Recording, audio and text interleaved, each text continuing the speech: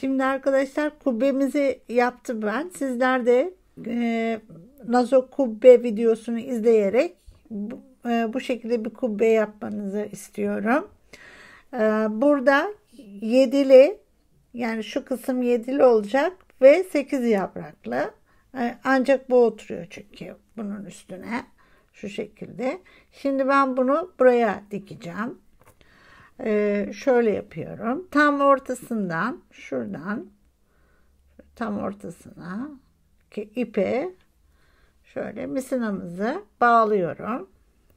Normal misina düğümümüzü yapıyorum. Şöyle 1 2 yapıyoruz biliyorsunuz. Ondan sonra üstüne bir düğüm daha atıyorum. Sonra bunu kesiyorum buradan. Şöyle. Bu içinde kalacak zaten. Tam ortasından, şuradan şöyle tam ortasından herhangi bir yerinden bir boncuktan çıkıyorum şöyle. Şu ilk başlardaki ortadaki şöyle. Bir tanesinden çıkıyorum. Sonra bunu tam yerleştiriyorum içine. Şu aradan bundan geçiyorum. Ve şimdi şundan arada bir boncuğumuz var ya, ondan tekrar aşağı iniyorum. Böyle. Şu. Şöyle. Ve bunu yine herhangi bir deliğinden, şuradaki herhangi bir delikten geçiyorum. Şöyle.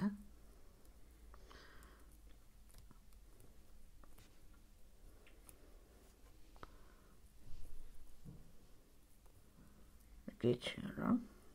Bunu böyle dikeceğim. Şöyle açalım. Hiçbir şekilde püsküllerimize takılmayacağız. Yani takılmamış olmamıza dikkat edeceğiz. Şöyle. Buradan gene bir delikten yukarı çıkıyorum. Herhangi bir delikten. Şöyle. Gene buradan bir boncuğun içinden çıkacağım. Bakın. İçeriden yukarı doğru çıkıyorum. Çektim. Bu sefer yine şu boncuğumuzdan böyle geçiyorum. Bunu buradan aşağı iniyorum yine. Dikkatli. Şöyle geçiyorum. Herhangi bir delikten ve boncukların içinden çıkmamış olmam gerekiyor. Şöyle çekiyoruz. Şimdi yanındaki ya da sağındaki solundaki bir delikten yine şöyle çıkıyorum. Yukarı. Şuraya çıkacağım. Evet. İçinde miyim? Evet. Şöyle bakın. Yine çıkıyoruz. Ama tabii bu saçaklara takılmamış olmamız gerekiyor.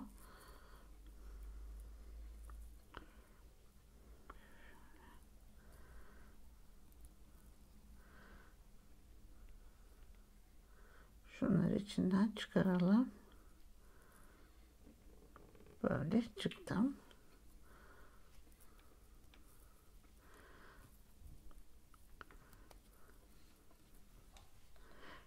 Bu tekrar yandan şundan geçiyorum. Şöyle. Buradan yine aşağı iniyorum şundan.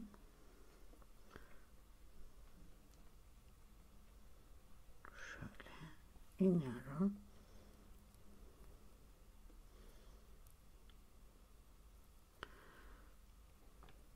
Bir tane delikten çıkacağız. Evet.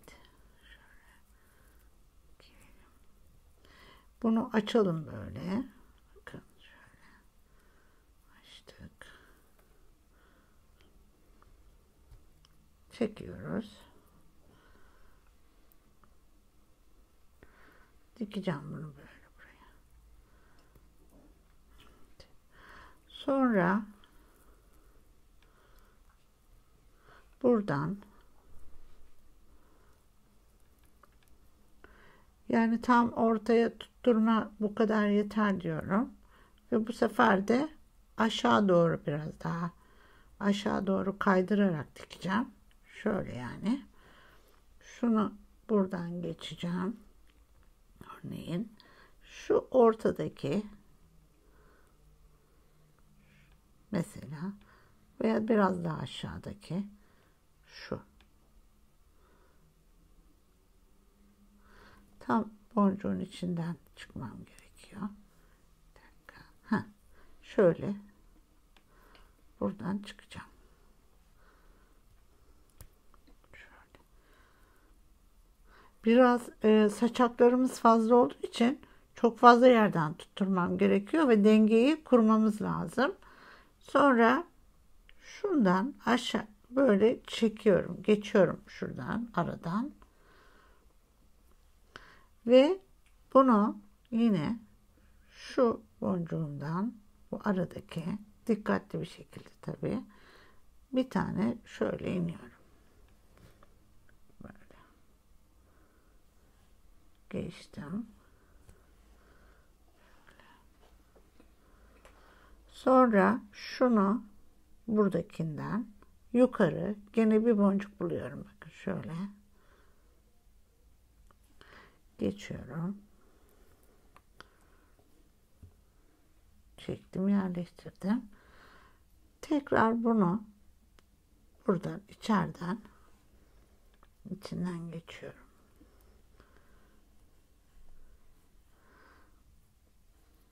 Şuradan yeniden buradan aşağı ineceğim. Şu böyle çekiyoruz. Kesinlikle bu boncukların içinden geçmemiş olmanız gerekiyor. Şimdi buradan yine giriyorum ve yine şuradan aradaki boncuklarımızdan şöyle geçiyoruz. Bunu neredeyse bu kenar kısmının hepsine yapıyorum ben. Böyle turlayarak bütün kenarını geçiyorum. Şöyle. Sonra yine buradan iniyorum. Şuradan. Boncuğun içinden. Çok dikkatli yapmamız gerekiyor. Bu boncuklardan, ara boncuklardan biri kırılırsa kubbenin düzeni bozuluyor.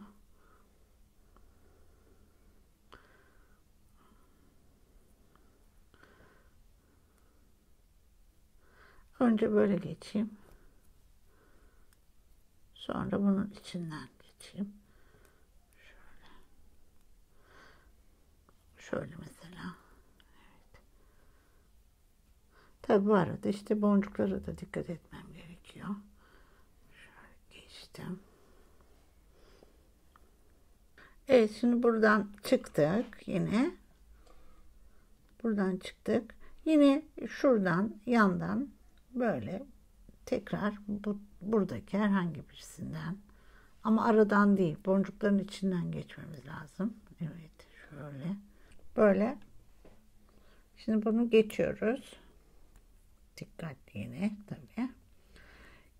Sonra tekrar böyle bütün kenarını dolaşıyorum. Şu şekilde. İndim. Buradan yine şuna şöyle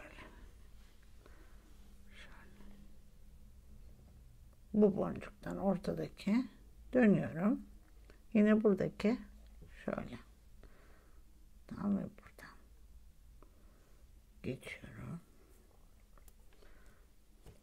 Şöyle çektik. Buradan yine şuna giriyorum. Ve böyle yan olarak, hani buradan yine bakalım, boncuğun içindeyiz. Evet, böyle ve şu şekilde boncuğun içinden çıkacağız. bunun komple kenarını turlayacağım. Şimdi her tarafını turladım. Baktım bayağı da bir sıkı oldu. Ortadan, tam ortadan yine yukarı çıkacağım. Şöyle şöyle tam orta kısmına çıkacağım. Evet, şu şekilde bir boncuğun içinden geçtim. Buradan yine tutuyoruz, sahip çıkıyoruz. Şöyle. Ve biz burada bu kalsın diyorum ya da bundan şimdi aynı şekilde buraya girip topumuza bunu ekleyeceğiz.